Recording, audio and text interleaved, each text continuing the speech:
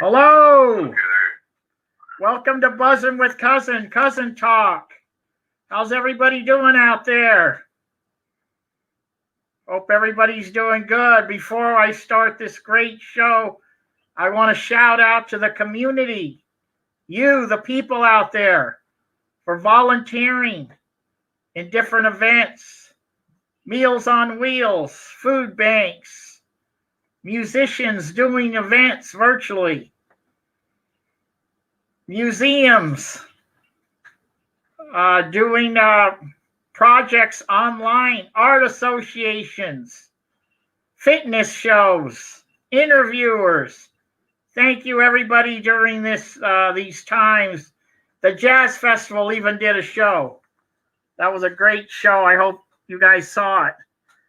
Anyway, I'd like to get started today. We got a special guest. On the night of September 21st, a lady stepped in the chilly waters in Santa Cruz in the dark and swam 25 miles from Santa Cruz to Monterey in a record time of, listen to this, 12 hours and 42 minutes. We were sleeping, she was swimming.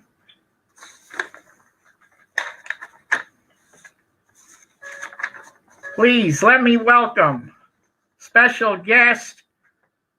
Welcome, Catherine Breed. Catherine, welcome to the show. Thank you. Glad you came on. How do you feel? Better now. All right, great. I want to thank you for these crazy times we're having right now. Mm-hmm. I want to thank you for making us that day, making us cheer, making us clap, making us whistle, making us yell, making us happy. Thank you. That was fantastic, and congratulations. Thank you. Yeah, my friends and I were texting, and it's like, oh, she's got 4 hours to go. She's got 1 hour to go. I think she's at the kelp forest. She made it. Yeah. Yay. Anyway, Catherine, where are you from, and when did you first get in the water? So I was born and raised in Pleasanton, California, so I've always been local to the Bay Area.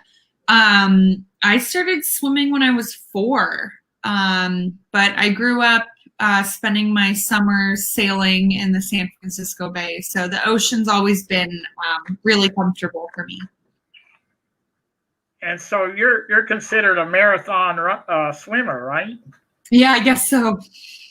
And what's the criteria? Is it like 3 miles plus, or how does that? I think to be a marathon swimmer, you're probably doing 6 miles or more. And then ultra marathon distance is probably up around like 20 miles, 15, 20 miles and up. How long you been doing it? For 3 years. Wow. I swam in college, so I swam at Cal. So I had a pretty successful pool career, and then I started marathon swimming and training for it in 2016, and my first swim was 2017. What other swims have you done? I mean, have you done other swims in different areas, or? Yep, I've done the English Channel. I have the record for Lake Tahoe, South Shore to North Shore, which is 21 miles. I've done the North Channel, which is Ireland to Scotland. I've done a few races in Arizona. I've done around Manhattan, so 20 bridges around the island of Manhattan. Wow, that's really great. Mm-hmm. And how long did you train leading up to this event? I probably started ramping up about 3 to 4 months out, but I have a strong base because I do a couple of these every year. So I pretty much always go through ebbs and flows of training and resting, bringing my yardage up, bringing my yardage down when I'm resting. Can you train in a pool or just open water or a little bit of both? I usually do a little bit of both. With COVID, it's been just open water. Yeah. And how do you get acclimated to that chilly water? I mean, is it just like, oh, here we go, or is it just like you're okay with it? No, gosh, every time I get in, I'm like, oh, it's so cold. I don't want to be here. But I feel that way about a pool too, and a pool's 80 degrees. Yeah. I spend a lot of time swimming in the ocean.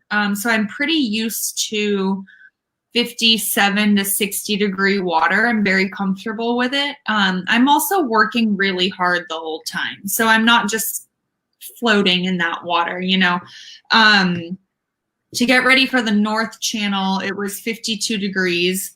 And I don't wear a wetsuit for any of this. So I think that's important to note is I do this with just a bathing suit. So the North Channel was 52 degrees. So I spent my winter training up in Tahoe. So in 48 degree water or colder. I wasn't taking warm showers. To warm up, I was just trying to warm up naturally instead of getting in a hot shower or a sauna. So there was a lot of brain training and just training my body to become with the cold. When some of the people that I know knew, when they knew that you were going to be on, they asked questions. So I'm going to be asking you questions. Is like, why didn't she wear a wetsuit? And I'm thinking it would kind of hinder you. Am I right? Or no, so a wetsuit would probably help me go faster, actually. The reason I don't wear a wetsuit is because English Channel rules, traditional English Channel rules are one bathing suit, one cap, and your goggles. And that's kind of how marathon swimming is right now. So it's a very purist sport. I could wear a wetsuit, but then it would be considered assisted. So it wouldn't really count. Yeah. Wow, that's really great. Now, what about your diet? Was there a special diet or before the swim? Yeah, I mean, is anything that you were eating or drinking or? Yeah, no. Before the swim, I usually try to do my calories a little bit, and then like when it's a really cold swim, I'll try to put on a little bit of weight. And then I won't drink alcohol for a few months before a swim. And then during the swim, I just have a liquid carb mix called Infinite. And I have that in a bottle, and I'll chug that down every 30 minutes. Now, was that night that you accomplished or started to accomplish this, was it weather permitting? Like you guys could have got down there and they would have said, oh, it's blowing out here, let's cancel? Or you were going to do it either way? No, I probably what we did was about the worst I would have gone in. So it was fine. But with it being a local swim, there was no point in going in bad conditions. Now, if I fly over to England or fly over to Ireland to do a swim and I have a bad window because of weather, I'll probably still try to go one day and just get it done with. But we were pretty set on that night, and we'd looked at the weather week out, and it looked like it was going to be pretty good.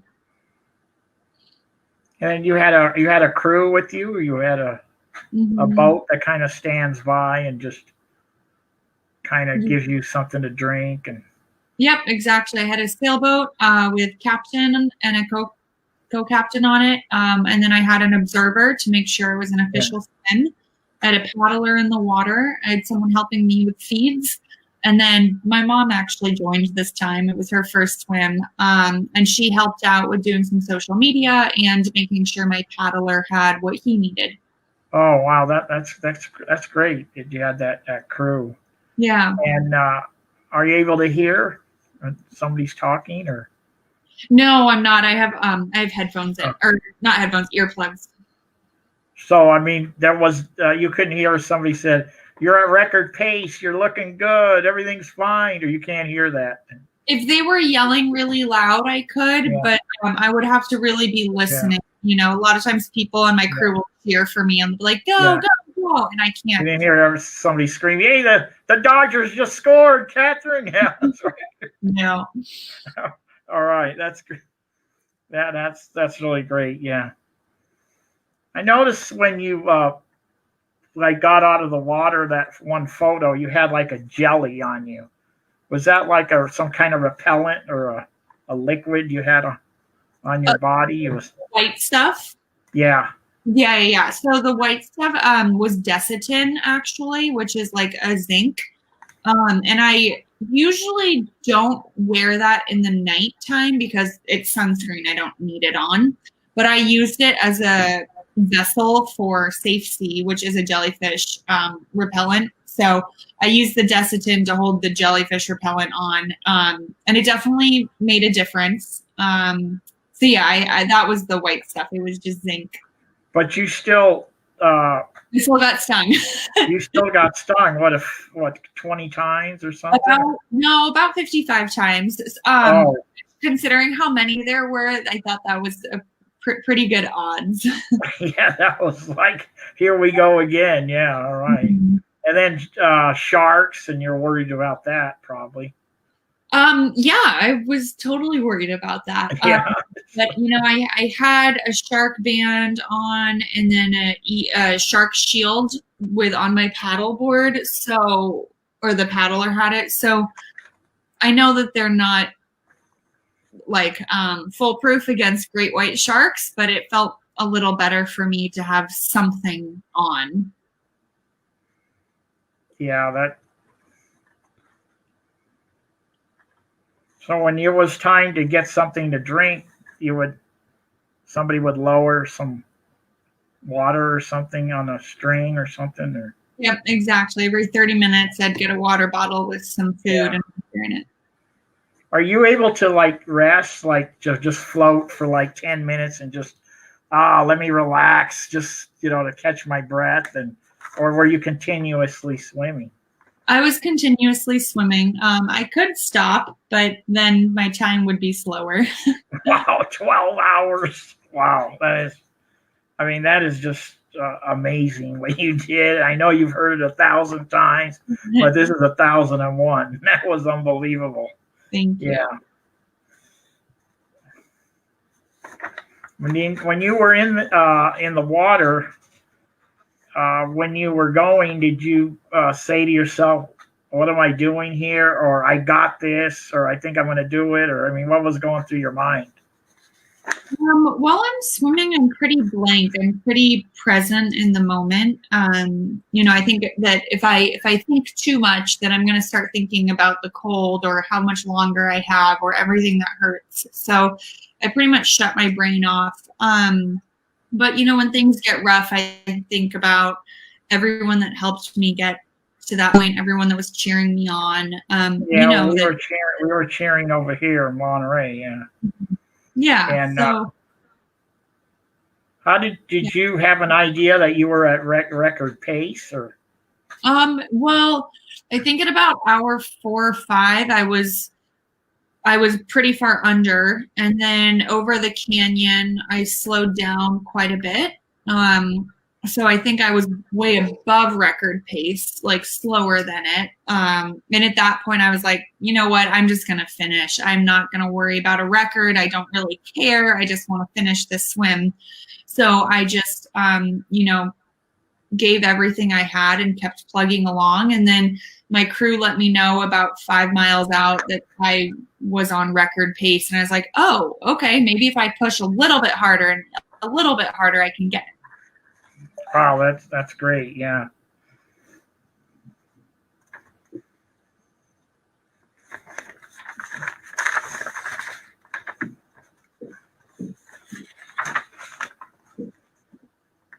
When you were going, like, I guess your mind starts thinking and all that. And were you did you have something like on your mind, like when this is over, I'm going to get the biggest martini I can find? Or like I'm a Sicilian, I would say, I'm going to get the biggest plate of raviolis I can find when this is over. Or did you say, I just want to sleep for 3 days? I mean, did you sleep? I wanted some food and I wanted to be in bed so badly. Yeah. Did you, when you got there, or when you're coming, you looked up and you saw land, right? And that was a beautiful feeling, I bet. Yes. Yep. It's always nice when the shore is right there. And when you get close, don't you get, you feel kelp that's kind of close to the shore? Mm-hmm. Yep. Once I started, I knew that I was almost there because I've swam off the beach before. Did you see any like wildlife, like harbor seals or anybody in the water with you there? I did not. I heard dolphins. My crew saw a bunch of whales. They saw sea lions. They saw a mola sunfish, but I didn't see much on the swim. Just jellyfish. Yeah. Now, when you got to the beach, San Carlos Beach, was there a medical team there to make sure that everything was okay, or did you get a massage? Or Nope. I just I finished, and I don't know if you saw one of the pictures, but my knees were all scraped up because my skin was so saturated with salt. So when I fell on my knees, I just scratched my knees really bad. So I was kind of bleeding there, but I was okay. I had some friends on the beach that helped me get into the shower and helped me get changed, but I was mostly okay.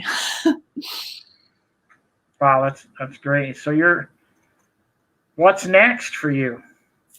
Rest. I'm actually going on vacation, a much needed vacation this week. And then I'll rest. And then next year I'll start thinking about what's next.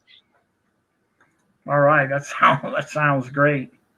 I hope you keep us posted. And I know that you were swimming for an organization called Beyond the Black Line, and you raised some money. Who's Beyond the Black Line? So Beyond the Black Line is just the Instagram name I chose. It refers to the black line of a swimming pool, and it's about going beyond the norm. You know, swimming in a swimming pool and looking at the black line on the bottom is normal. So it's about going beyond what you think you're capable of. So that's just my Instagram handle. But I was raising money for Diversity in Aquatics, which is a network, an organization that empowers people to get in the water and provides opportunities to learn how to swim or learn how to scuba dive or whatever it is that you'd like to do. So what you did you went from Surf City, Santa Cruz, to the Marine Sanctuary of Monterey. Yeah. And I think somebody mentioned it, or you mentioned it, or I think I heard that somewhere, but that's what you did, and I think that's great. Yeah. It's really great. Catherine, I really appreciate you coming on. Thank you. Sharing your great story here with Buzzin' with Cousin. And I want you to know that you've got a platform here on this page. And anytime, you want to post something, just do it. If you got an event, let us know what's going on. And we got your back, okay? I will. Thank you so much. Yeah. And I just want to say one more time, thanks for coming on. Mm-hmm. And you're a real inspiration and a true champion. And thank you so much. And take care. Thank you. Thank you.